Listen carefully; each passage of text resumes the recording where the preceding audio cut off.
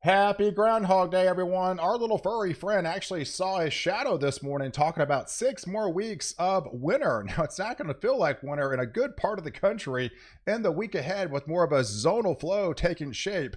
But all that changes big time as we head into the second week of February as Arctic air comes back with the polar vortex returning, and it will bring multiple winter storms with a lot of heavy snow along with it. So by the time we head deeper in that second week of February, we'll be well below average for a good part of the lower 48.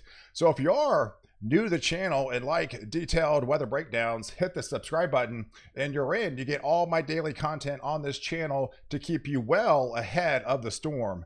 So right now we are in that zonal flow. So what that basically means is it's a more of a west to east progression. So we've got those heavier storms that's come off of Hawaii, more of the Pineapple Express. It's been inundating areas of Northern California and Southern Oregon with very heavy rain, but that also puts the colder air to the top and the warmer air underneath with that zonal flow. And I think that's the way it's going to be, at least for the first into your work week. Some of it changes by the time we head into this weekend, but currently we have that zonal flow in place. It'll just be a conveyor belt of moisture that's be coming in off the Pacific and spreading inland. And when it does, it's going to tap into some of that colder air that's bottled up into southern Canada and across the north back into Montana. So we've got widespread areas of winter storm warnings and advisories taking shape, with those flood warnings back into northern California, heavy snows into the mountain ranges of the Intermountain West, and then very heavy snow as you head into Montana through the Dakotas, and that just forms a beeline through Minnesota into Wisconsin. And this should likely fill in towards Michigan as well as upstate New York, and this will have actually eventually fill in as well as more heavy snows will be inundating these areas into Vermont and New Hampshire as well as into Massachusetts. So you can see the conveyor belt of moisture coming in by your Thursday afternoon off the west coast. So this whole area is in play of that heavy snow with all the cold air being trapped over the top here and the warmer air underneath. You can actually see the difference here with these orange shaded little bars. That is your warmer anomalies. The blue is your colder anomalies essentially, and that's how the cold air is going to play out in the week ahead. And it will be a step down process throughout the week. And there's your zonal flow. You can actually see it a little bit better on the 500 millibar with those troughs coming in. But what's going to be pretty significant to what's likely going to unfold as we have a ridge that's going to be building up there into Alaska. Now that's going to trap more of the warmer anomalies up there in Alaska again, pressing the trough underneath. And there's your trough, the warm blob, the colder blob of air.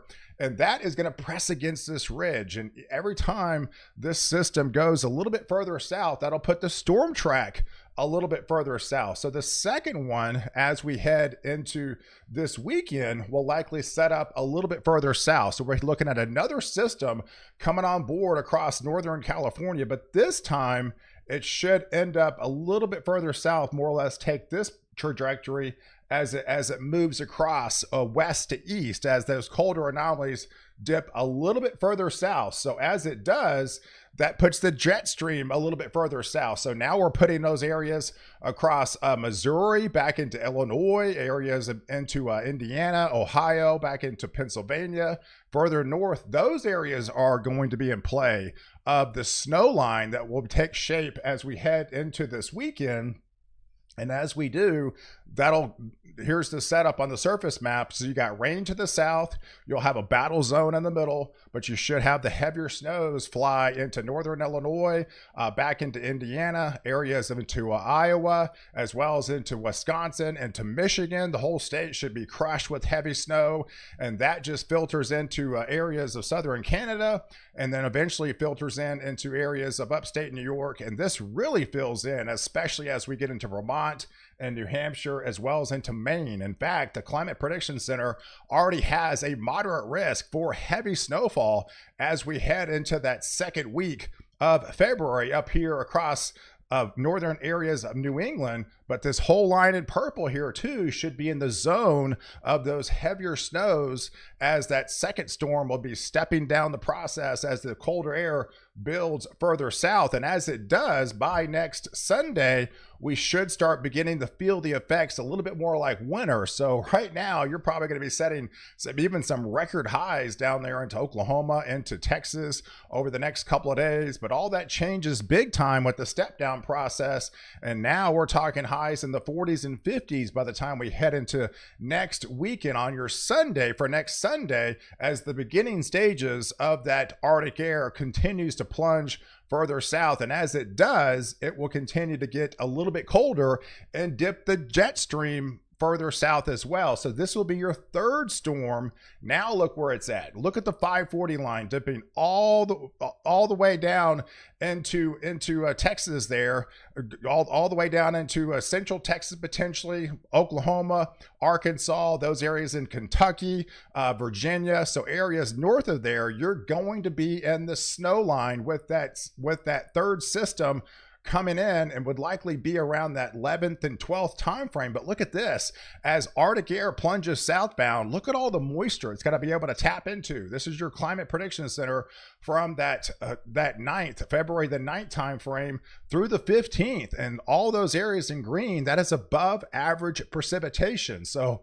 what that means is, yes, most likely there's going to be a lot of heavy snow that falls within, because there's going to be a lot of precipitation, and you just got to tap into some of that colder air. So most of that should be in the form of snow and not actually rain. So as this continues to move further south with the jet stream, this system that comes in around the 11th time frame could even be a little bit further south than this. Remember, this is cold air. Cold air is shallow and it's deep. It's typically faster and it's typically a little bit colder than what the models actually see it as.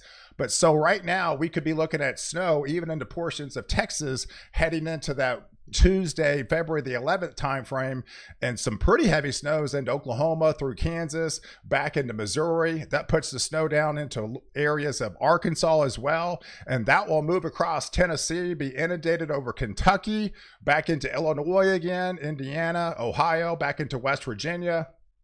Even areas of North Carolina would likely get snow, at least on the northern half, but most areas, if not all areas in Virginia, would likely be in the snow line, and this also creeps up into the northeast. So here's your GFS ensemble guidance as we get into that 11th time frame. Also has that snow track further south.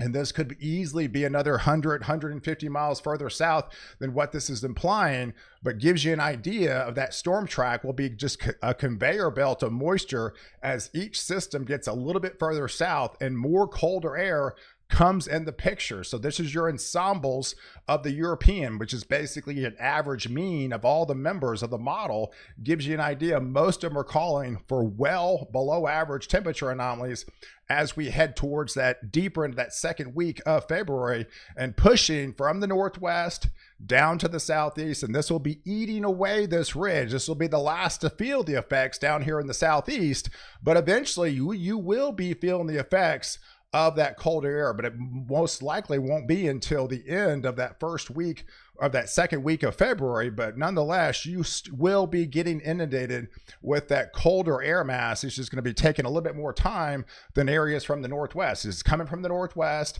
has to go from the northwest to the west, to the central US, to the east, and down into the southeast. So the southeast is going to be the last one, is going to be feeling the effects of this colder air, but it's definitely coming.